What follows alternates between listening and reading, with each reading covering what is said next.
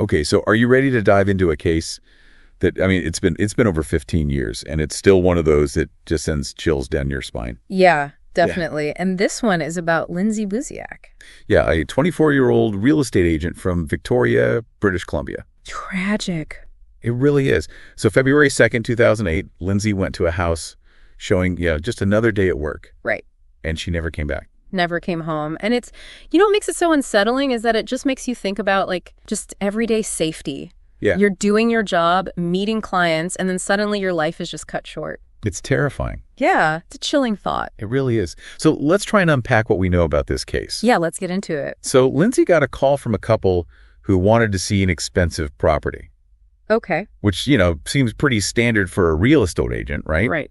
But there were some strange things about this request from the get-go. Like what? Like right away. Yeah. So the couple who called, they had these unusual accents, and they were really insistent on seeing the house that day.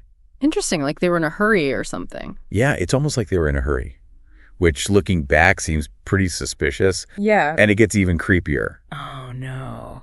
So the call was made from a burner phone. Okay. Those prepaid cell phones you can buy anonymously. Right. And to make things even more difficult for investigators, the burner phone was purchased under a fake name. Wow. So it's like they were intentionally trying to not be traced. Yeah, it's like they were trying to create a dead end. Yeah, that definitely suggests premeditation. Right. Like whoever did this wanted to make sure that they covered their tracks. Absolutely. This wasn't just a spur-of-the-moment crime. This was planned. So Lindsay arrives at this house for the showing, and I can't even imagine the horror the homeowner must have felt when they discovered her. Right. She was found stabbed multiple times in an upstairs bedroom. Brutal. Yeah. And to add to the mystery, there were no signs of a struggle, and nothing was stolen. Interesting. Which makes investigators think it was a targeted attack. Yeah, it seems like someone wanted her dead, and that was it. Yeah. Like that was the only goal. So this brings us to the theories. Right. And there are quite a few. Lay them on me.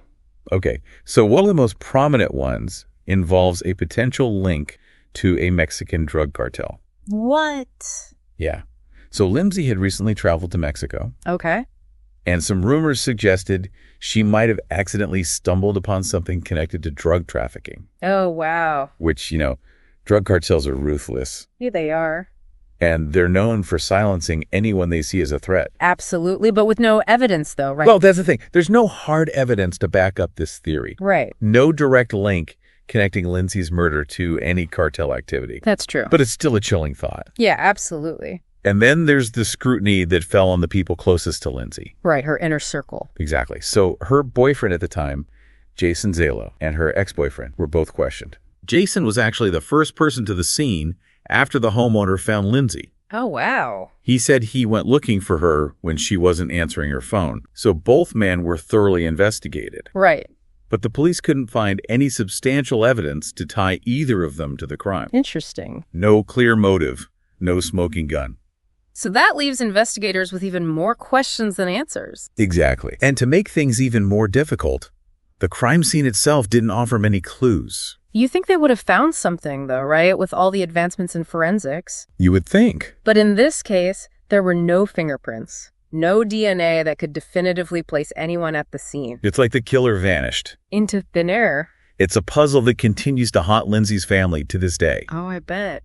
They've been fighting tirelessly for justice, convinced that someone out there knows something that could break this case wide open. You can understand their frustration. Absolutely. Their anger, losing a loved one in such a brutal and senseless way, and then years of unanswered questions. It's heartbreaking. Oh, absolutely. So going back to that fateful house showing, that request for $1 million property. Yeah.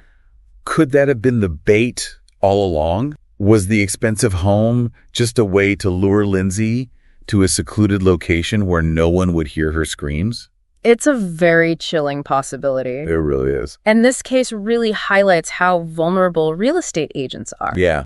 Especially, they often work alone, they meet clients in unfamiliar places. Right. It makes you wonder, did Lindsay's killer exploit those vulnerabilities? So here we are all these years later still trying to make sense of this senseless tragedy. Yeah. A young woman murdered in cold blood, a crime scene seemingly scrubbed clean of any trace of the killer. Right. And theories that just lead to more dead ends. It's so crazy. What does it all mean? Right. What's fascinating to me, and this is possibly the key to unlocking this whole case, what was the motive behind Lindsay's murder? Was it personal? Right. Was it someone she knew, someone who held a grudge?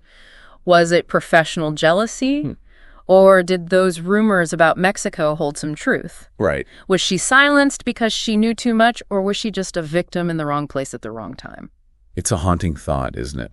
It is. This case is a reminder that sometimes the most ordinary day can turn into a nightmare. Absolutely. But even after all these years, there's still hope that someone somewhere holds the missing piece of this puzzle. Yeah. And maybe, just maybe by understanding the why, we can finally get justice for Lindsay Buziak. Hopefully someday. Absolutely.